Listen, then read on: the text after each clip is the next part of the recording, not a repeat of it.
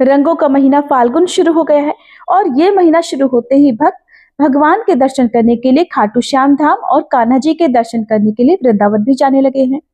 फाल्गुन महीने के कृष्ण पक्ष में इस बार एक तिथि की वृद्धि होने के कारण ये पक्ष इस बार 16 दिनों का होगा और इस पक्ष में सप्तमी तिथि की वृद्धि है और इस बार शुक्ल पक्ष में प्रतिपदा तिथि की हानि होने के कारण ये पक्ष 14 दिनों का होगा और शुक्ल पक्ष में होलिका दहन और होली का त्योहार मनाया जाएगा।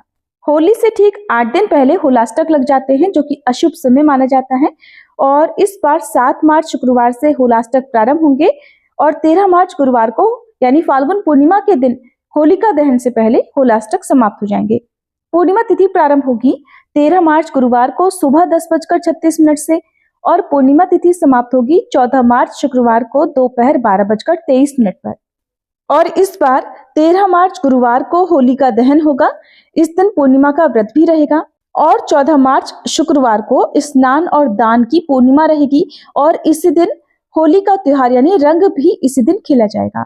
और सबसे विशेष बात कि इस बार फाल्गुन पूर्णिमा के दिन ही पूर्ण चंद्र ग्रहण भी लग रहा है और इस दिन भद्रा भी लग रही है।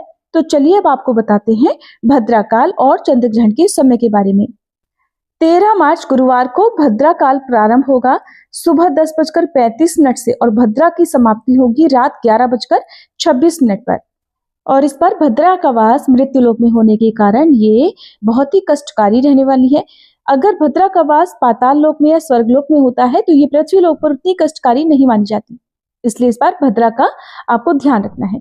होलिका दहन का मुहूर्त रहेगा 13 मार्च गुरुवार को रात 11:26 से 12:30 तक। होलिका दहन हमेशा शुभ मुहूर्त में ही करना चाहिए। होलिका दहन की रात मनोकामना पूर्ति के लिए बहुत ही महत्वपूर्ण मानी जाती है। मान्यता है कि होलिका दहन की राख बहुत ही पवित्र होती है। होलिका दहन करने के बाद उसकी राख को ठंडा होने के बाद अपने घर पर जरूर लेकर आना चाहिए। होलिका दहन की राख को माथे पर लगाने से भाग्य और बुद्धि तेज होती है। अगर घर में किसी को बहुत ज्यादा नजर लगती हो तो होलिका दहन की राख को उसके माथे पर लगाने से नजर उतर जाती है। अगर किसी पर राहु और केतु की महादशा चल रही हो तो उसे होलिका दहन की राख को मुट्ठी में लेकर प्रदोष काल में शिवलिंग पर अर्पित करना चाहिए। इससे राहु और केतु की महादशा से बहुत राहत मिलती है। होलिका दहन की राख घर में सुख समृद्धि के लिए भी बहुत अच्छी मानी जाती है। इस राख को किसी लाल कोरे कपड़े में बांधकर तिजोरी में रखने से घर में कभी धन की कमी भी नहीं रहती। इस बार साल का पहला चंद्र ग्रहण जो कि एक पूर्ण चंद्र ग्रहण होगा भारतीय समय अनुसार 14 मार्च को सुबह 9:29 से लगेगा और दोपहर 3:29 पर समाप्त होगा।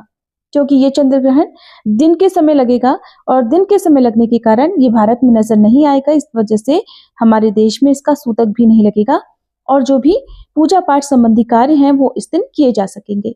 ये थी आज की वीडियो। अगर आपको जानकारी अच्छी लगी हो तो वीडियो को लाइक जरूर कीजिएगा।